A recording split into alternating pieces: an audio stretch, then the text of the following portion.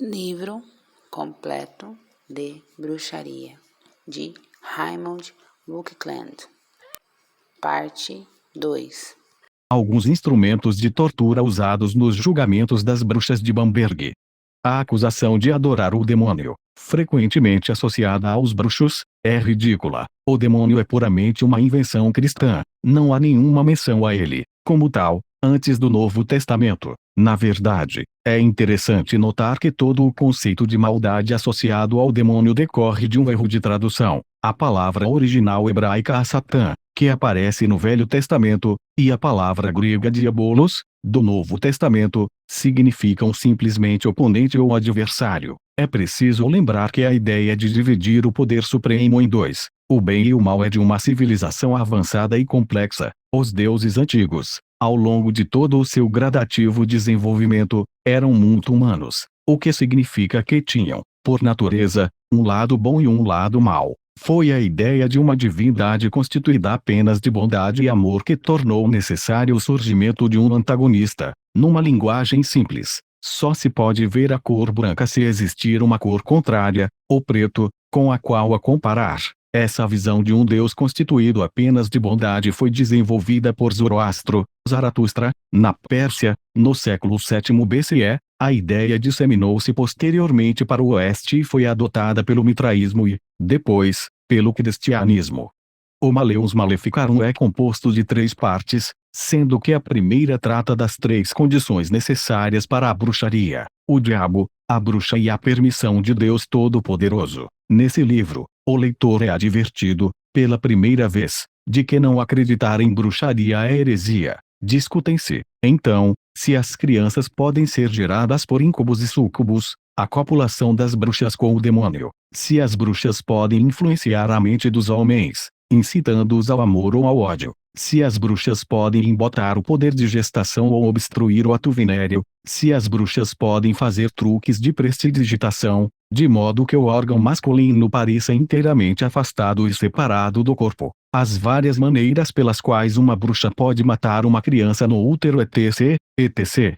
A segunda parte trata dos métodos pelos quais as bruxas infligem os malefícios e de que modo estes podem ser curados. Explica os vários métodos pelos quais os demônios, por meio das bruxas, seduzem e atraem inocentes para o aumento de seu horrível ofício e sua companhia, a forma pela qual é feito um pacto com o diabo, como elas se transportam de um lugar para o outro, como as bruxas impedem e previnem o poder da procriação, como elas deixam os homens desprovidos do seu membro viril, como as bruxas parteiras cometiam crimes horrendos quando matavam as crianças ou as ofereciam ao diabo em blasfemo ritual, como as bruxas infligiam mal ao gado, desencadeavam e evocavam tempestades de granizo e de como fulminavam homens e animais com raios. Seguiam-se então remédios para as situações acima. A terceira parte do livro, que trata das medidas judiciais no tribunal civil e eclesiástico a serem tomadas contra as bruxas e contra todos os hereges, é talvez a mais importante. É nessa parte que se descrevem as normas para a instauração dos processos e para lavrar as sentenças. Quem são os juízes mais indicados para o julgamento de bruxas? É a primeira questão. Seguem-se o método para dar início a um processo, o juramento solene e o interrogatório das testemunhas, a qualidade e a condição das testemunhas, se inimigos mortais podem ser admitidos como testemunhas. Aqui ficamos sabendo que o testemunho de homens de má reputação e de criminosos, e de servos contra seus mestres, é aceito. Deve-se notar que uma testemunha não deve ser desqualificada devido a qualquer espécie de inimizade. Nós descobrimos que, em se tratando de bruxaria, praticamente qualquer pessoa pôde fornecer provas, embora em qualquer outra situação elas não fossem admitidas. Até as provas oferecidas por crianças pequenas eram admissíveis. É óbvio, pelo que foi mencionado, que os autores do Maleus Maleficarum tinham certas obsessões. Muitos capítulos são, por exemplo, relacionados a aspectos sexuais da bruxaria. Quem eram os autores dessa obra infame? 2 dominicanos chamados Jacob Springer e Heinrich Institutor Kramer. Witchcraft Ancient and Modern.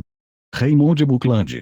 H.C. Publications, Nova York, 1970. Castelo de Russen. À medida que o cristianismo gradativamente se fortalecia, A antiga religião perdia terreno. Na época da Reforma, ela só existia em regiões remotas da área rural. Nessa época, os não cristãos passaram a ser conhecidos como pagãos ou gentios. A palavra pagão vem do latim pagani, significa simplesmente pessoa que mora no campo. A palavra gentio significa aquele que vive na mata. Os termos, portanto, eram apropriados para os não cristãos daquela época, mas não tinham nenhuma conotação de maldade. Seu uso, hoje, de forma depreciativa, é totalmente incorreto. A campanha difamatória contra os não cristãos continuou ao longo dos séculos. O que os wiccanos faziam era deturpado e usado contra eles. Eles de fato faziam magia para promover a fertilidade e aumentar as colheitas, mas a igreja dizia que tornavam as mulheres e o gado estéreis e arruinavam as colheitas. Aparentemente, ninguém parava para pensar que, se os bruxos realmente fizessem tudo aquilo de que eram acusados, eles também sofreriam as consequências. Afinal, eles também tinham que comer para viver. Num antigo ritual para a fertilidade, os camponeses iam para os campos, sob a luz da lua cheia, e dançavam ao redor deles, montados em forcados, mastros e vassouras, cavalgando-os como cavalos de madeira. Eles deviam saltar no ar enquanto dançavam, para mostrar aos brotos a que altura deviam crescer.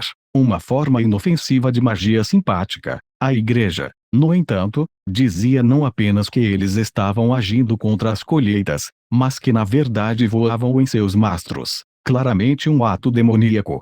Em 1484, o Papa Inocêncio VIII publicou sua bula contra as bruxas. 2 anos depois, 2 infames monges alemães, Heinrich Stitorius Kramer e Jacob Springer, produziram sua inacreditável obra anti-bruxaria, O Maleus Maleficarum, O Martelo das Feiticeiras. Nesse livro, davam instruções específicas para a perseguição das bruxas. Entretanto, quando o livro foi submetido à aprovação da Faculdade de Teologia da Universidade de Colônia, na Alemanha, o censor nomeado da época, a maioria dos professores considerou ilegal e antiético. Kramer e Springer não desanimaram e forjaram a aprovação da faculdade, uma farsa que não foi descoberta até 1898. De modo gradativo, a histeria provocada por Kramer e Springer começou a se espalhar. Ela se alastrou como fogo, surgindo em lugares inesperados e espalhando-se rapidamente por toda a Europa. Por quase 300 anos, a fúria das perseguições continuou. A humanidade enlouqueceu. Habitantes de vilas inteiras onde se suspeitava haver uma ou duas bruxas morando eram enviados à morte aos brados de "matai-os todos, o Senhor reconhecerá os seus". Em 1586, o arcebispo de Treves decidiu que bruxos tinham causado o inverno severo que assolava a região. Por meio de frequente tortura, obteve uma confissão, e 120 mulheres e homens morreram na fogueira, sob a acusação de que haviam interferido nos elementos naturais. Casa de Salem, cidade onde ocorreram os julgamentos das bruxas de Salem. Uma vez que a fertilidade tinha grande importância, a fertilidade dos campos e dos animais, os Wicca, seguidores da religião baseada na natureza, realizavam certos rituais sexuais. Os juízes cristãos devotaram uma atenção exagerada a esses rituais sexuais e pareciam deleitar-se em bisbilhotar cada mínimo detalhe relativo a eles. Os rituais da arte eram alegres em sua essência, mas totalmente incompreensíveis para os sombrios inquisidores e reformadores, que buscavam reprimi-los.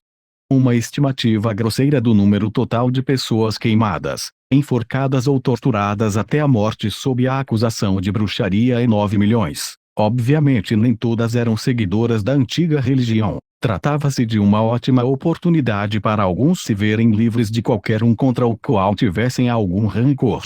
Um excelente exemplo da forma pela qual a histeria se desenvolveu e se espalhou é o caso das chamadas bruxas de Salem, em Massachusetts. É duvidoso que quaisquer das vítimas enforcadas fossem realmente seguidoras da antiga religião. Bridget Bishop e Sarah Good provavelmente eram, mas as demais eram todos pilares da igreja local, até que crianças histéricas gritassem seus nomes.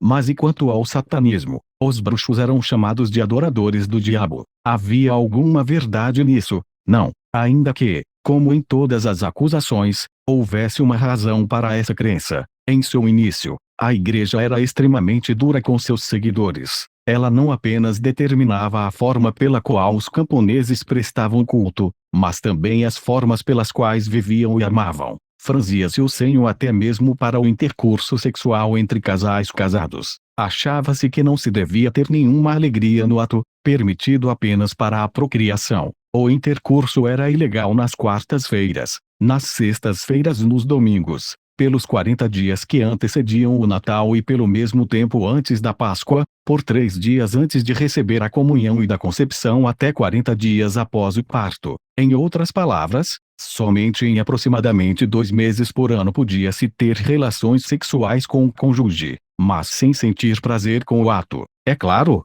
Não há dúvidas de que tais coisas, juntamente com outras crueldades semelhantes, conduziram a uma rebelião, mesmo que clandestina. As pessoas, desta vez os cristãos, ao descobrir que seu destino não melhorava quando rezavam ao chamado Deus de amor, decidiam rezar para o seu adversário. Se Deus não iria ajudá-las, talvez o diabo ajudasse. Assim surgiu o satanismo, uma paródia do cristianismo, uma imitação dele. Tratava-se de uma revolta contra a rigidez da igreja. Como se descobriu depois, o demônio também não ajudava o pobre camponês, mas, pelo menos assim, indo contra o estabelecido, ele demonstrava seu desdém pelas autoridades.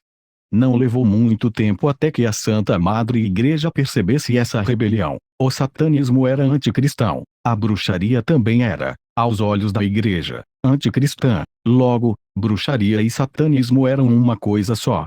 Em 1604, o rei James sancionou seu ato contra a bruxaria, que foi revogado em 1736 e substituído por outro, segundo o qual não existia tal coisa como a bruxaria. Portanto, quem afirmava ter poderes ocultos estava sujeito à acusação de fraude. Por volta do final do século XVII, os membros sobreviventes da arte viviam na clandestinidade. Pelos 300 anos seguintes, para todos os efeitos, a bruxaria estava extinta, mas uma religião que já havia durado 20.000 anos não morreria tão facilmente. Em pequenos grupos, covens sobreviventes, às vezes entre membros de uma mesma família, a arte sobreviveu.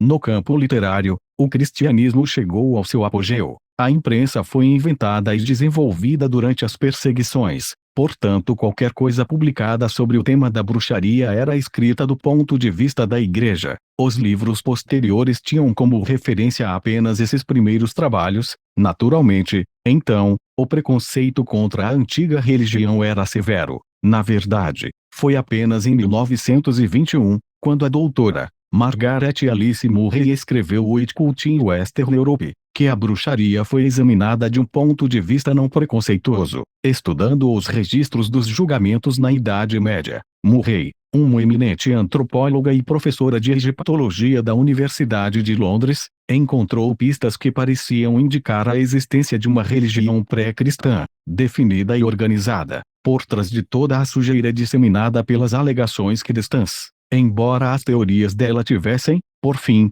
se provado um pouco forçadas em algumas áreas, ela realmente conseguiu provocar certo furor. A Wicca não era tão difundida nem conhecida quanto Murray sugeriu, nem há provas de uma linhagem contínua de bruxos desde os homens das cavernas, mas não há dúvida de que ela existiu como culto religioso, mesmo que esporádico, no espaço e no tempo. Murray ampliou suas ideias em seu segundo livro, The God of the Witches, em 1931. Em 1951, na Inglaterra, as últimas leis contra a bruxaria foram finalmente revogadas. Isso abriu caminho para que as próprias bruxas se expressassem. Em 1954, o Dr. Gerald Broussel Gardner, em seu livro Witchcraft Today, disse, com efeito, o que Margaret Murray teorizou é verdade. A bruxaria foi uma religião e de fato ainda é. Eu sei, porque eu mesmo sou bruxo. Gardner revelou que a arte ainda estava viva, embora oculta. Foi o primeiro a contar a versão bruxa da história. Na época em que escreveu isso, parecia-lhe que a arte estava declinando e talvez se mantivesse apenas por um fio. Ele ficou muito surpreso, quando, em resultado da publicação de seus livros, começou a receber notícias de muitos covens por toda a Europa, que ainda praticavam alegremente suas crenças. Mas esses covens sobreviventes haviam aprendido sua lição. Não queriam correr o risco de vir a público. Quem poderia garantir que as perseguições não começariam novamente? Dr. Gerald Gardner. Por algum tempo, Gerald Gardner foi a única voz em defesa da arte. Ele afirmava ter sido iniciado num coven inglês, perto de Christchurch, na costa sul da Inglaterra, logo antes do início da Guerra Mundial. Ele ficou empolgado com o que encontrou. Havia passado toda a sua vida estudando magia religiosa e agora era parte dela. Ele queria sair correndo dali e contar para todo mundo, mas não tinha permissão para tal. Por fim, depois de muito implorar, permitiram que ele apresentasse algumas das verdadeiras crenças e práticas dos bruxos num romance, High Magic Zaide, publicado em 1949. Ele levou mais 5 anos para persuadir o coven a permitir que ele contasse a natureza dos fatos. Para complementar o Witchcraft Today, ele publicou seu terceiro livro em 1959, intitulado The Meaning of Witchcraft. Com base nos seus próprios estudos de religião e magia, Gardner concluiu que os remanescentes da bruxaria que ele encontrara estavam incompletos e, em certo sentido, incorretos. Durante milênios, a antiga religião havia sido puramente uma tradição oral. Foi apenas com as perseguições, com a separação dos covens e a resultante perda de intercomunicação que surgiram os primeiros registros. Naquela época, quando os bruxos tinham que se reunir nas sombras, os rituais passaram finalmente a ser descritos no que se tornou conhecido como um Livro das Sombras, que era copiado e recopiado à medida que passava, através dos anos, de um líder de coven para outro. É natural que houvesse erros. Gardner reuniu os rituais do coven ao qual pertencia, um grupo basicamente inglês-celta, e os reescreveu do modo que ele sentia que deviam ter sido. Essa foi a base do que se tornou conhecida como bruxaria gardneriana. Com o tempo surgiram muitas teorias e acusações acirradas e surpreendentes. Desde Gardner inventou a coisa toda até Gardner encarregou a Aleister Crowley de escrever o Livro das Sombras para ele. Tais acusações nem merecem uma resposta, mas detalhes do trabalho preparatório de Gardner podem ser encontrados nos livros de Stuart Ferrar, What Witches do Yegit Sabbaths for Witches. Entretanto, quaisquer que sejam os sentimentos que se nutra por Gardner, qualquer que seja a crença de uma pessoa com relação às origens da Wicca, todos os bruxos da atualidade e os que existirão pelos séculos à frente têm com ele uma enorme dívida de gratidão, pela coragem que ele teve de erguer a voz e defender a bruxaria. É por causa dele que podemos viver a arte, em suas muitas formas, nos dias de hoje. Nos Estados Unidos, o primeiro bruxo a se reconhecer como tal fui eu, Raymond Buckland. Naquela época, não havia covens nesse país. Iniciado na Escócia, Perth, pela grã sacerdotisa de Gardner, decidi seguir os passos dele numa tentativa de corrigir os equívocos disseminados havia tanto tempo e mostrar a arte pelo que ela realmente é. Logo Sibylline entrou em cena, seguida de Gavin Van Frast, entre outros. Foi uma época empolgante, na medida em que mais e mais covens, e muitas diferentes tradições, vinham a público ou, pelo menos, faziam-se conhecer. Hoje, aquele que deseja ser bruxo tem um vasto leque de tradições entre as quais escolher: gardneriana, celta, em muitas variações, saxônica, alexandrina, druida, algarde, nórdica, irlandesa, escocesa, siciliana. Etc. Detalhes de algumas dessas diferentes tradições são apresentados no apêndice A.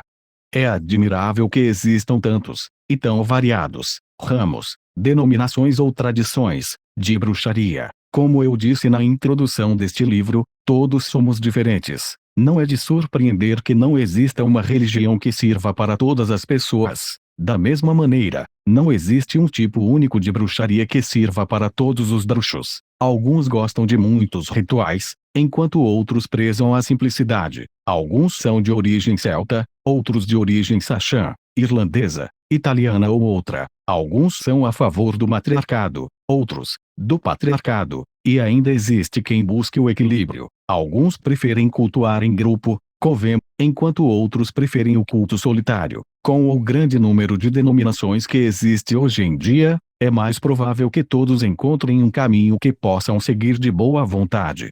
O Moinho das Bruxas, berço da Wicca gardneriana. A religião percorreu um longo caminho desde suas humildes origens, nas cavernas da pré-história. A bruxaria, como uma pequena faceta da religião, também percorreu um longo caminho. Ela cresceu e se tornou religião no mundo inteiro e, muitas vezes, legalmente reconhecida. Hoje, não é difícil encontrar, nos Estados Unidos, festivais wiccanos abertos e seminários acontecendo em lugares improváveis, como acampamentos familiares e hotéis. Os bruxos aparecem em programas de rádio e TV, escreve-se sobre eles em jornais e revistas. Cursos de bruxaria são oferecidos em faculdades, até mesmo nas Forças Armadas norte-americanas. A Wicca é reconhecida como uma religião válida. O panfleto número 165/13 do Departamento do Exército, Necessidades e Práticas Religiosas de Certos Grupos Selecionados, um manual para capelões, inclui instruções sobre os direitos religiosos dos bruxos, assim como de grupos islâmicos, sikhs, cristãos, indígenas, japoneses e judeus. Sim, a bruxaria tem um lugar em nosso passado e terá um lugar bem definido no futuro. A filosofia da bruxaria. A arte é uma religião de amor e alegria. Ela não é sombria como o cristianismo, com suas ideias de pecado original, com a salvação e a felicidade possíveis apenas na vida após a morte. A música da bruxaria é alegre e cheia de vida, contrastando com os hinos de lamentação do cristianismo. Por quê? Muito disso tem a ver com a empatia que os wiccanos têm com a natureza. Os primeiros povos compactuavam com a natureza por pura necessidade. Eles eram uma parte da natureza, não eram separados dela. Um animal era um irmão, assim como uma árvore. Homens e mulheres cuidavam dos campos e, em troca, recebiam alimento para sua mesa. É claro que eles matavam animais para se alimentar, mas muitos animais matam outros animais para se alimentar. Em outras palavras, o ser humano era parte da ordem natural das coisas, não estava separado dela, nem se considerava acima dela. Os homens e mulheres modernos perderam muito dessa proximidade, se não toda ela. A civilização os afastou da natureza, mas isso não vale para os bruxos. Mesmo hoje, neste mundo mecanizado e super sofisticado que esse ramo da natureza, homens e mulheres, criou, a Wicca mantém suas ligações com a mãe natureza. Em livros como o de Brett Bolton, The Secret Powers of Plants, nós aprendemos sobre a incrível, extraordinária reação saudável das plantas à ternura, sobre como elas sentem e reagem ao que é bom e ao que é mal, como elas expressam o amor, medo, ódio, algo que pode brotar na mente dos vegetarianos quando se tornam extremamente críticos em relação aos que comem carne. Talvez essa não é uma descoberta recente. Os bruxos sempre souberam disso. Sempre falaram ternamente com as plantas. Não é incomum ver um bruxo, ao andar no bosque, parar e abraçar uma árvore. Não é raro ver uma bruxa tirar os sapatos e andar descalça num campo arado. Isso tudo consiste em manter o contato com a natureza, em não perder nossa herança. Se você alguma vez se sentir completamente esgotado, se estiver zangado ou tenso, saia ao ar livre e sente-se junto a uma árvore. Escolha uma árvore frondosa, sólida. O carvalho e o pinheiro são boas opções. Sente-se no chão, com as costas eretas, e se encoste no tronco. Feche os olhos e relaxe. Você sentirá uma mudança gradual em seu corpo. Sua tensão, sua raiva e seu cansaço vão desaparecer. É como se a árvore drenasse tudo isso de você e substituísse esse mal-estar por uma sensação crescente de calor, amor e conforto. Esses sentimentos vêm da árvore. Aceite-os e regozije-se. Fique sentado ali até se sentir renovado. Então, antes de ir embora, fique de pé com os braços ao redor da árvore e a agradeça. Reserve algum tempo para parar e apreciar tudo ao seu redor. Sinta o cheiro da terra, das árvores, das folhas. Absorva suas energias e envia a eles as suas. Um dos fatores que contribuem para nosso isolamento do resto da natureza é o material isolante de nossos sapatos. Quando puder, fique descalça. Faça contato com a terra. Sinta-a, absorva-a, mostre seu respeito e seu amor pela natureza e viva com a natureza. Do mesmo modo, viva com as outras pessoas. Você vai encontrar muitas, no curso da vida, que podem se beneficiar desse encontro. Sempre esteja pronto para ajudá-las da forma que puder. Não ignore ninguém, nem afaste os olhos se souber que elas precisam de ajuda. Se puder ajudar, Ajude de boa vontade. Por outro lado, não tente assumir o controle sobre a vida de outra pessoa. Todos temos que viver nossa própria vida. Mas, se você puder ajudar, aconselhar, apontar o caminho, então faça isso. O que a pessoa fará daí em diante será a escolha dela. A doutrina máxima da bruxaria, a rede Wiccan, e faça o que quiser, mas não prejudique ninguém. Faça o que você quiser, desde que não faça nada que possa prejudicar outra pessoa. É simples assim. Em abril de 1974, o Conselho de Bruxos Americanos adotou um conjunto de princípios da crença Wiccan. Eu mesmo sigo esses princípios e os relaciono a seguir. Leia-os cuidadosamente. 1. Nós praticamos ritos para nos sintonizar com os ritmos naturais das forças vitais, marcados pelas fases da lua e pelas mudanças e pelos ápices das estações. 2. Reconhecemos que nossa inteligência nos dá uma responsabilidade única com relação ao nosso meio ambiente. Procuramos viver em harmonia com a natureza, em equilíbrio ecológico, oferecendo condições à vida e à consciência segundo uma visão evolutiva. 3. Reconhecemos a existência de um poder muito maior do que aquele que se manifesta na pessoa comum. Por ser bem maior que o normal, ele é às vezes chamado de sobrenatural, mas o vemos como uma parte natural do potencial de todos. 4. Compreendemos que o poder criativo do universo se manifesta por meio da polaridade, como masculino e feminino, e que esse mesmo poder criativo habita em todas as pessoas e ende por meio da interação entre masculino e feminino. Não valorizamos um mais do que o outro, porque sabemos que se complementam. Valorizamos o sexo como prazer, como símbolo e corporificação da vida e uma das fontes de energia usada nas práticas mágicas e nos cultos religiosos. 5. Reconhecemos a existência tanto dos mundos exteriores quanto do interiores, ou psicológicos às vezes conhecidos como mundo espiritual, inconsciente coletivo, planos interiores etc. E vemos na interação dessas duas dimensões a base dos fenômenos paranormais e das práticas de magia. Não negligenciamos nenhuma das dimensões, pois ambas são necessárias para a nossa realização. 6. Rejeitamos toda a hierarquia autoritária, mas honramos aqueles que nos ensinam, respeitamos aqueles que compartilham seu conhecimento e sua sabedoria e admiramos aqueles que corajosamente deram de si para exercer funções de liderança. 7. Vemos a religião, a magia e a sabedoria de vida como uma unidade na forma pela qual uma pessoa vê o mundo e vive nele, uma visão do mundo e uma filosofia de vida que identificamos como bruxaria, o caminho wiccano. 8. Dizer-se bruxo não faz de ninguém um bruxo, tampouco a hereditariedade ou uma coleção de títulos, graus ou iniciações. O bruxo busca controlar as forças dentro de si mesmo que tornam a vida possível, de modo a viver com sabedoria e bem, sem prejudicar outras pessoas e em harmonia com a natureza. 9. Acreditamos na afirmação e na plenitude da vida, numa contínua evolução e num contínuo desenvolvimento da consciência, dando sentido ao universo que conhecemos e ao nosso papel dentro dele. 10. Nossa animosidade com relação ao cristianismo ou qualquer outra religião ou filosofia de vida só existe na medida em que essas instituições se proclamam o único caminho, negando liberdade a outras entidades e reprimindo outras formas de crença e prática religiosa. 11. Como bruxos americanos, nós não nos sentimos ameaçados por debates sobre a história da arte, sobre as origens de vários termos, sobre a legitimidade de vários aspectos de diferentes tradições. Nós nos preocupamos com nosso presente e com o nosso futuro. 12. Não aceitamos o conceito de mal absoluto, nem adoramos a entidade conhecida como Satanás ou o demônio, como definido pela tradição cristã. Não buscamos o poder por meio do sofrimento de outros, nem aceitamos o conceito segundo o qual benefícios pessoais só podem ser obtidos pela negação do outro. 13. Acreditamos que devemos buscar na natureza o que pode contribuir para a nossa saúde e o nosso bem-estar. O poder interior. Existem muitas pessoas que parecem, muito obviamente, ter algum tipo de poder psíquico, por falta de um termo melhor. Estou falando daquele tipo de pessoa que sabe que o telefone vai tocar antes que ele de fato toque ou sabe quem está do outro lado da linha antes mesmo de atender.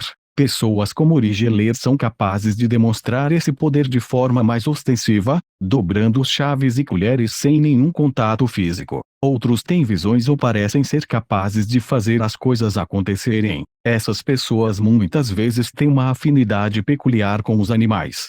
Você pode não ser assim, pode até sentir inveja de tais pessoas. No entanto, você não deveria sentir, pois o poder que essas pessoas têm, e tratar-se de um poder muito real e é inerente a todos nós. É verdade que esse poder vem à tona naturalmente em algumas pessoas, mas isso não significa que não possa ser trazido à tona. A aura, sobre a qual discorreremos extensivamente numa lição posterior, é uma manifestação visível desse poder. Aqueles capazes de ver a aura, e você vai se tornar um deles, podem vê-la ao redor de todas as pessoas, o que demonstra que esse poder existe em todos nós. Os bruxos sempre tiveram esse poder e o usaram. Ele parece ser inato na maioria deles, mas não em todos, de forma alguma. Por essa razão, os bruxos têm seus próprios meios para fazê-lo emergir, os quais são especialmente eficazes. Na revista Everyday Science Mechanics, de setembro de 1932, foi publicado o seguinte relatório: tecidos humanos produzem radiações mortais. De acordo com o professor Otto Hahn, da Universidade Cornell, raios emitidos do sangue humano, da ponta dos dedos, do nariz e dos olhos são capazes de exterminar o fermento e outros micro-organismos. O fermento, o mesmo usado na manufatura do pão, morreu em 5 minutos meramente pela radiação das pontas dos dedos de uma pessoa. Quando uma placa de quartzo, de 12 milímetros de espessura, foi interposta, foi preciso 15 minutos para que a mesma coisa acontecesse. Em testes com a ponta dos dedos, descobriu-se que a mão direita é mais forte do que a esquerda, mesmo em pessoas canhotas. O professor Hahn continuou seus experimentos e publicou os resultados na obra Radiações Invisíveis dos Organismos, Berlim, 1936. Numa palestra para a American Association for the Advancement of Science, ele explicou que os raios pareciam sair com mais ímpeto da ponta dos dedos, da palma das mãos, da sola dos pés, das axilas, dos órgãos sexuais e, apenas em mulheres, dos seios. O Dr. Harry S. Barry, da Universidade de Yale, mencionou experimentos e conclusões similares em sua palestra no terceiro Congresso Internacional do Câncer. Os bruxos sempre acreditaram nesse poder vindo do corpo e desenvolveram meios para aumentá-lo, coletá-lo e usá-lo para o que chamamos de magia. Os professores Hahn e Barr demonstraram o uso destrutivo dessa força, mas ela também pode ser usada de forma construtiva. Eis uma experiência simples que você pode realizar com seus amigos. Peça que seu amigo fique nu da cintura para cima e sente-o de costas para você. Agora, estenda a mão, com a palma voltada para baixo e os dedos juntos, e aponte-a para uma região das costas dele. Mantenha os dedos a uma distância de cerca de 2 a 3 centímetros da pele. Vagarosamente, mova a mão para cima e para baixo ao longo da linha da coluna. Veja a ilustração. Tente manter o braço estendido e concentre-se na ideia de irradiar sua energia, através do seu braço, até que ela saia por sua mão e seus dedos. Você provavelmente vai constatar uma forte reação do seu amigo. Quando ele sentir sua energia, talvez ele sinta formigamento, calor ou até mesmo uma brisa fresca. Esteja certo de que ele sentirá alguma coisa. Radiação de energia de um corpo para outro. Feitiços e encantamentos. Feitiços e encantamentos são a prática da bruxaria mais usada pelo bruxo solitário. Feitiços são lançados por covens inteiros, certamente, mas existem alguns muito eficazes que podem ser lançados por um indivíduo apenas. O mais importante ingrediente para um feitiço é a emoção. Você precisa querer que alguma coisa aconteça. Precisa querer com todo o seu ser e, por meio desse desejo, você vai direcionar todo o seu poder para a magia. Essa é a razão pela qual é melhor fazer sua própria magia em vez de pedir a outra pessoa que a faça por você. Quando se lança um feitiço para outra pessoa, não há como colocar a mesma dose de impulso emocional de que ela própria é capaz. Feitiços e encantamentos não estão necessariamente ligados ao aspecto religioso da bruxaria. Um feitiço lançado dentro de um círculo, logo depois de um ritual de isba, muito provavelmente será eficaz. Porém, você pode lançar um círculo simples e realizar seu feitiço em qualquer outra época e, Mesmo assim, obter resultados. Qual a real mecânica do lançamento de um feitiço, de se fazer magia? Vamos deixar isso para quando você estiver um pouco mais versado no aspecto religioso. Afinal, a bruxaria é uma religião. Questões sobre a lição. 1. É muitas vezes benéfico examinar nossos sentimentos e atitudes com relação a uma filosofia ou um tópico no qual estamos interessados. Qual é a sua compreensão ou o seu sentimento com relação à bruxaria? Examine suas impressões, seus preconceitos, suas suposições etc. Como suas reações com respeito à bruxaria mudaram ao longo da sua vida. 2. Existem muitas tradições de bruxaria. Informações sobre elas podem ser encontradas no apêndice A. Com base no que você já sabe, que tradição você acha que gostaria de praticar e por quê? 3. Os primeiros conceitos de magia primitiva se relacionavam à magia simpática. Como a magia simpática pode ajudar você hoje? De que formas você prevê que vai usá-la? Faça uma lista de algumas possibilidades. 4. Faça uma gravação, citando os princípios da bruxaria aos quais você pretende aderir. Use o mesmo método para gravar seus rituais favoritos. Falar em voz alta ajuda a consolidar suas crenças e torná-las mais claras para você. Questões avaliatórias sobre a lição. Responda às perguntas com as suas próprias palavras, sem se referir ao texto lido. Não passe para a lição seguinte até que esteja totalmente satisfeito com a anterior. As respostas a essas perguntas encontram-se no apêndice B. 1. Quais são as duas divindades mais importantes para a existência do ser humano primitivo? 2. O que é magia simpática? Dê um exemplo. 3. Onde o Papa Gregório construiu as primeiras igrejas e por quê? 4. Quem era Jack of the Green? 5. O que é o Malleus Maleficarum e quem foi responsável por ele? 6. Quem foi a antropóloga egiptologista que, nos anos 1930, defendeu a teoria de que a bruxaria era uma religião organizada? 7. Quando a última lei contra a bruxaria foi revogada na Inglaterra? 8. Quem foi o primeiro bruxo que defendeu a arte A, na Inglaterra? B, nos Estados Unidos? 9. Qual é a única animosidade dos bruxos contra o cristianismo ou qualquer outra religião ou filosofia? 10. Você precisa pertencer a um coven para lançar um feitiço. Leitura recomendada. Capítulos de 1 a 6 de Witchcraft from the Inside, de Raymond Buckland. Leituras complementares. The God of the Witches, da doutora Margaret A. Murray. Witches, Investigating an Ancient Religion, de T.C. Lethbridge, The Devil in Massachusetts, de Marian Stark. Lição 2. As crenças. As divindades. Por mais diferentes que sejam as muitas religiões do mundo, na essência todas são iguais. Frequentemente se diz que existem muitos caminhos, mas que todos levam ao mesmo lugar. E isso é verdade. Os ensinamentos básicos são todos iguais, o que difere é o método pelo qual se ensina. Existem diferentes rituais, diferentes festivais e até diferentes nomes para os deuses. Perceba que eu disse diferentes nomes para os deuses, em vez de simplesmente diferentes deuses.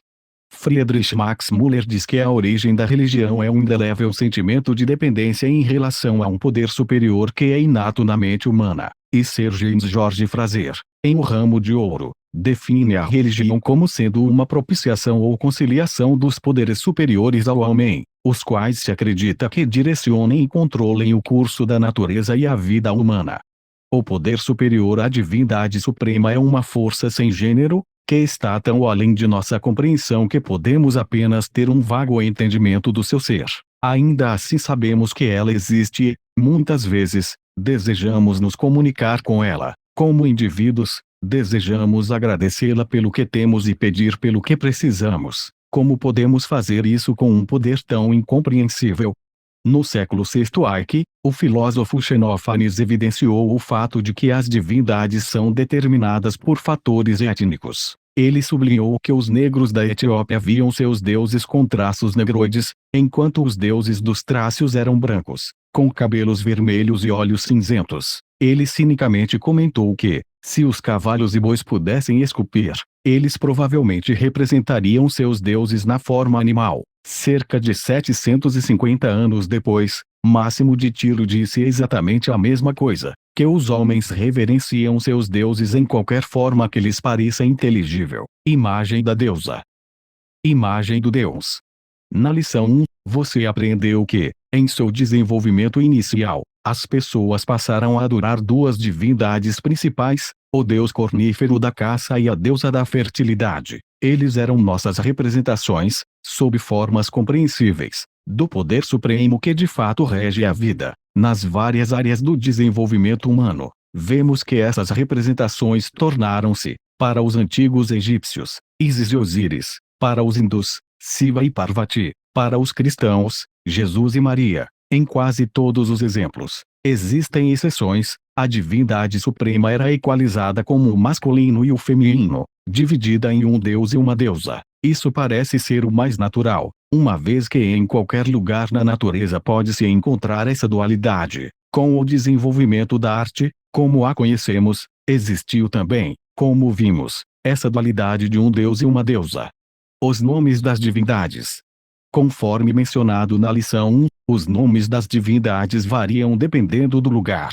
E não apenas isso, com a deusa, especialmente, a questão dos nomes pode se tornar muito complexa. Por exemplo, um homem jovem com problemas amorosos pode reverenciar a deusa em seu aspecto de linda donzela. Uma mulher durante o parto pode se sentir mais confortável relacionando-se com a deusa numa forma de mulher mais madura, na meia-idade, assim como uma pessoa mais velha vai tender a pensar na deusa como uma anciã. Logo, temos três aspectos separados e bem distintos da mesma deusa, cada uma delas com um nome diferente, mas ainda assim a mesma divindade. Como se não bastasse, as divindades terão nomes conhecidos aos adoradores em geral, mas também outros, secretos, muitas vezes 2 ou 3, conhecidos apenas pelo sacerdócio. Essa era uma medida de proteção.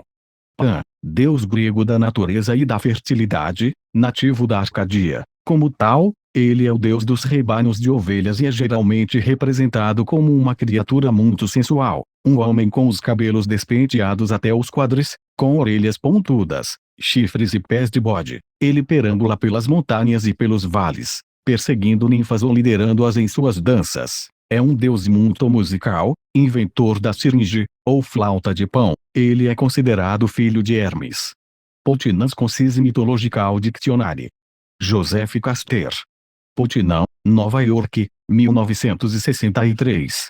Na bruxaria de hoje existem muitas tradições que mantêm essa multiplicidade de nomes. Tradições com sistemas de graus, por exemplo, muitas vezes usam diferentes nomes para as divindades em seus graus superiores. A Gardneriana é um exemplo disso. Portanto, temos essa ideia de uma divindade suprema, um poder incompreensível e, na tentativa de nos relacionarmos com ela, nós a dividimos em duas entidades, uma masculina e outra feminina, atribuindo nomes a elas. Parece que, ao fazer isso, estamos limitando o que é, por definição, ilimitado. Mas, contanto que você saiba e tenha sempre em mente que esse poder é ilimitado, você vai perceber que esse é o caminho mais fácil a seguir. Afinal, é muito difícil rezar para uma coisa, um poder supremo, sem conseguir representá-la como alguém em sua mente. No judaísmo, existe esse problema em certa medida, embora o judaísmo seja uma fé teocêntrica. O poder supremo, nesse credo, tem um nome que não pode ser pronunciado nem escrito. Yahweh é a forma vocalizada mais usada, mas ela é derivada de 4 letras, YHWH, o tetragramaton divino, um nome sagrado demais para ser pronunciado. No cristianismo, designa-se um nome, Jesus, como Filho de Deus, o Cristo, conferido assim uma forma reconhecível para a divindade, uma forma com a qual os seguidores pudessem se relacionar. Com Maria, a figura da mãe, a dualidade está completa. Assim, ficou muito mais confortável rezar para Jesus, como uma extensão de Deus Ser Supremo, sabendo-se o tempo todo da existência do indefinível, incompreensível. Além dele, Jesus e Maria são os intermediários. Na bruxaria, acontece a mesma coisa. Aqueles que conhecemos como Deus e deusa são nossos intermediários. Como já mencionado, cada tradição usa um nome diferente para designar formas compreensíveis do Ser Supremo, da divindade máxima. Eles são as divindades honradas e cultuadas nos rituais wiccanos. O deus e a deusa da bruxaria. Uma queixa geral dos bruxos contra o cristianismo é que se cultua uma divindade masculina, com a exclusão da feminina. De fato, essa é uma das principais razões pelas quais as pessoas, especialmente as mulheres, deixam o cristianismo de lado e se voltam para a antiga religião. E ainda assim é paradoxal que muitas, se não a maioria, das tradições de bruxaria sejam culpadas desse mesmo crime, mas pelo motivo contrário, por reverenciar a deusa, excluindo Deus quase totalmente. A bruxaria é uma religião da natureza, como qualquer bruxo lhe dirá. Tudo que existe na natureza é masculino e feminino, e ambos são necessários. Eu ainda não encontrei ninguém que não tenha uma mãe e um pai. Segue-se daí que ambos, o Deus e a deusa, são importantes e devem ser igualmente reverenciados. É preciso que haja equilíbrio, mas, lamentavelmente, falta equilíbrio na maioria das tradições da arte, assim como falta no cristianismo. Podemos nos surpreender ao descobrir quais são os nomes usados para as divindades em diferentes tradições. Uma tradição galesa muito forte usa o nome Diana para a deusa e Pan para o deus. Diana, é claro, era uma deusa romana, e Pan era um deus grego. A ligação desses deuses com os galeses deve ser um dos mistérios. Calendário astrológico medieval. Todos nós temos atributos masculinos e femininos. Até o homem mais viril e durão tem aspectos femininos, assim como a mais feminina das mulheres tem aspectos masculinos. Também é assim com as divindades. O Deus tem aspectos femininos assim como masculinos, e a deusa tem aspectos masculinos assim como femininos. Vamos examinar isso com mais detalhes numa lição posterior. Os nomes que você usa para designar suas divindades é uma questão de preferência pessoal. Na bruxaria Sachan, o nome Uden é conferido ao deus. Na gardneriana, usa-se o nome latino Cernunnos. Na escocesa, Devla. Cada tradição tem seu próprio nome, mas nomes são apenas rótulos, são apenas formas de identificação. Você precisa se identificar com o deus, por isso usa um nome com o qual se sinta confortável. Afinal, a religião é a coisa mais pessoal que existe, está lá no fundo de nós, e, para atingir seu propósito verdadeiro, precisa estar relacionada conosco da maneira mais pessoal possível. Isso é válido mesmo que você siga uma tradição estabelecida, encontre uma tradição que pareça correta para você, como eu disse na lição 1, mas não tenha medo de modificar o que for necessário para torná-la totalmente certa para você. Se o nome usado para identificar o Deus, na tradição que você escolheu, for Cernunnos, por exemplo, e você tiver dificuldade para se relacionar com esse nome, então escolha outro. Em outras palavras, respeite o nome Cernunnos nos cultos em grupo e em todos os assuntos pertinentes ao Cuvemas, em sua mente, e seus rituais pessoais. Não hesite em substituí-lo por Pan ou Manana ou Lief ou qualquer outro. Um nome, como eu já disse, é um rótulo. O Deus sabe que você está falando com ele não vai se confundir. Isso também se aplica à deusa, é claro. Pode ser por isso que o nome Cernunnos está presente em tantas ramificações da arte. Como já mencionei, ele é a palavra latina para cornífero. Por isso o acréscimo de uma identificação pessoal, com a qual você se sinta mais confortável, não causa nenhum conflito. Figura 2.1 Roda do ano no hemisfério norte. Por tradição, a metade escura do ano, veja a figura 2.1, está associada ao deus, mas isso não significa que ele esteja morto ou inacessível na metade clara do ano, e isso também pode ser dito com relação à deusa. Durante a metade clara, ele está plenamente ativo em seu aspecto feminino, assim como a deusa está ativa, na metade escura do ano, em seu aspecto masculino. Assim, ambas as divindades estão ativas durante o ano todo, mesmo que uma receba mais atenção do que a outra em certas épocas. Existe um tema comum em mitos pelo mundo afora, o relacionado à morte e à ressurreição. O simbolismo é muitas vezes aprofundado, acrescentando-se uma descida ao submundo, com um posterior retorno. Nós encontramos esse mito na descida de Star ao mundo dos mortos e na busca por Tanas, na perda dos cachos dourados de Sif, na perda das maçãs douradas de Idun, na morte e na ressurreição de Jesus, na morte e na ressurreição de Siva e muitos mais. Basicamente, Todos representam a chegada do outono e do inverno, seguida pelo retorno da primavera e do verão, a figura principal representando o espírito da vegetação. Eis o mito da deusa como encontrado na Wicca gardneriana, A, e na Wicca saxônica, B. D nunca tinha amado, mas ela tinha de resolver todos os mistérios, até mesmo o mistério da morte, e por isso ela iniciou sua jornada às terras baixas. Os guardiões dos portais a desafiaram: despe-te de tuas vestes, deixa de lado tuas joias, pois nada disso podes trazer contigo para as nossas terras. E assim ela se despojou das vestes e das joias e foi amarrada, como todos os que adentram nos reinos da morte todo-poderosa. Tal era sua beleza que a própria morte ajoelhou-se e beijou-lhe os pés, dizendo: abençoados sejam os pés que te trouxeram a este caminho. Fique comigo, deixe-me colocar minha mão fria em teu coração. Ela respondeu: eu não te amo, porque causas o declínio e a morte de todas as coisas que eu amo e que me são caras. Senhora, respondeu Morte, e a idade e o destino, contra os quais sou impotente. A idade faz com que todas as coisas minguem, mas, quando os homens morrem, quando chega a sua hora, eu lhes dou descanso e paz, além de força para que possam retornar. Mas tu és adorável, não volte, fique comigo. Mas ela respondeu: eu não te amo. Então, disse a morte: se não recebes minha mão em teu coração, deves receber o chicote da morte. Se é o destino, que seja, disse ela, ajoelhando-se, e morte a chicoteou, e ela gritou: eu sinto as dores do amor. E a morte disse: abençoada sejas, e lhe deu o beijo quíntuplo, dizendo: que você conheça a alegria e o conhecimento. E a morte ensinou a ela todos os mistérios, e elas se amaram e foram um só, e a morte ensinou a ela todas as magias. Pois existem 3 grandes eventos na vida do homem: o amor, a morte e a ressurreição num novo corpo, e a magia controla todos os 3, pois, para conhecer plenamente o amor, você deve voltar à mesma época e ao mesmo lugar que a pessoa amada, e deve se lembrar e amá-la novamente. Mas, para renascer, você tem de morrer e estar pronto para um novo corpo. Para morrer, você tem de nascer, e, sem amor, você não pode nascer, e tudo isso é magia. The Meaning of Witchcraft. Gerald B. Gardner Aquarian Press, Londres, 1959. Freya e Loki.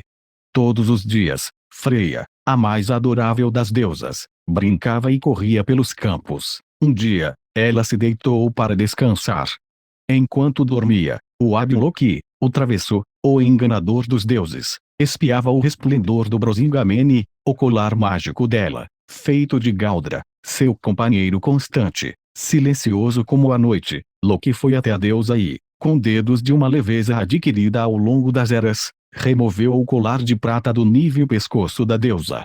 Assim que sentiu sua ausência, Freya despertou, e, embora Loki se movesse com a velocidade dos ventos, ela viu quando ele passou velozmente e sumiu de vista, em direção a Drun, embaixo da terra. Freya ficou desesperada, as trevas desceram sobre ela para encobrir suas lágrimas, grande era sua angústia, toda a luz, toda a vida, todas as criaturas se uniram à sua dor. A todos os cantos do mundo foram enviados exploradores, em busca de Loki, ainda que soubessem que não o encontrariam, pois quem haveria de descer a Drun e de lá retornar? Exceto pelos próprios deuses e pelo enganador Loki. Ainda que debilitada pelo sofrimento, Freya decidiu descer ela mesma em busca do Brosingamene. Nos portais da Terra dos Mortos, ela foi desafiada, reconhecida e passou. A multidão de almas lá dentro gritou de alegria ao vê-la, mas ela não podia se demorar, pois buscava sua luz roubada. O infame Loki não deixara pistas a seguir, mas, ainda assim, ele fora visto em todos os lugares por que passara. Aqueles com quem Freya falava diziam que Loki não carregava consigo nenhuma joia. Onde, então, ele a escondera? Em desespero, ela procurou durante uma era. Quando Yarden, o poderoso ferreiro dos deuses, acordou do seu descanso ao sentir o lamento das almas pela dor de Freya e deixou sua forja para descobrir a causa de tamanha tristeza, ele viu o colar de prata onde Loki, o enganador, o deixara, sobre uma rocha, diante de sua porta. Então tudo ficou claro. No momento em que Yarden pegou o Brosingamene, Loki apareceu diante dele, o rosto enfurecido. Ainda assim, Loki não atacou Yarden, o poderoso ferreiro cuja força era conhecida até mesmo além de Drium. Usando truques engodos, ele disputou o colar de prata, mudava de forma e corria de um lugar para o outro, ficava ora visível, ora invisível, e ainda assim não conseguiu vencer o ferreiro. Cansado da luta, Yarden levantou sua poderosa clava e afugentou Loki. Grande foi a alegria de Freya quando Yarden colocou o Brosingamene novamente em seu pescoço branco. Grandes foram os gritos de alegria vindos de Drium e acima. Grande foi a gratidão de Freya, e de todos os homens, aos deuses, pela volta do Brosingamene. The Complete Book of Sachon Witchcraft. Raymond Buckland Samuel Weiser, Nova York, 1974. Com referência ao assunto dos nomes das divindades, deixe-me explicar os nomes escolhidos pela Seax Wicca. De tempos em tempos, eu ouço comentários de pessoas que nunca se dão ao trabalho de olhar além do próprio nariz, dizendo que o Odeio e Freya não eram o par original de divindades saxônicas. É claro que não eram, e ninguém, eu muito menos, disse que eram. Eis aqui como a origem da tradição foi explicada, pela primeira vez, em 1973. Parece que a maioria das pessoas que se interessa pela Wicca também se interessa por uma tradição. Será que isso explica a disputa pelo título de tradição mais antiga? Por essa razão, dei à minha tradição uma base histórica sobre a qual se apoiar. Especificamente, uma base saxônica. Ao dar essa ênfase, não estou afirmando que sua liturgia tenha uma origem saxônica direta, mas era preciso, por exemplo, dar nomes às divindades. O deus e a deusa principais dos saxões eram Odin e Frigg. Infelizmente, na língua inglesa, Frigg tem certas conotações vulgares, hoje em dia, que poderiam gerar uma interpretação equivocada. Eu adotei, então, a variação nórdica, Freya. Por isso, Odin e Freya são os rótulos usados para o deus e a deusa cultuados na Seax Wicca, Earth Religion News. Raymond Buckland Yule, 1973. A Seax Wicca não afirma ser uma reconstrução da arte saxônica original. Tal tarefa seria impossível.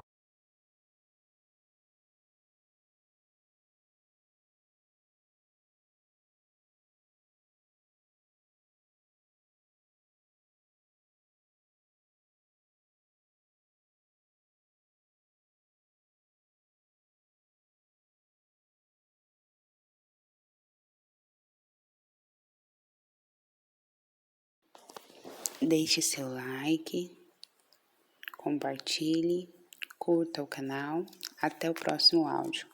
Beijão, tchau, tchau.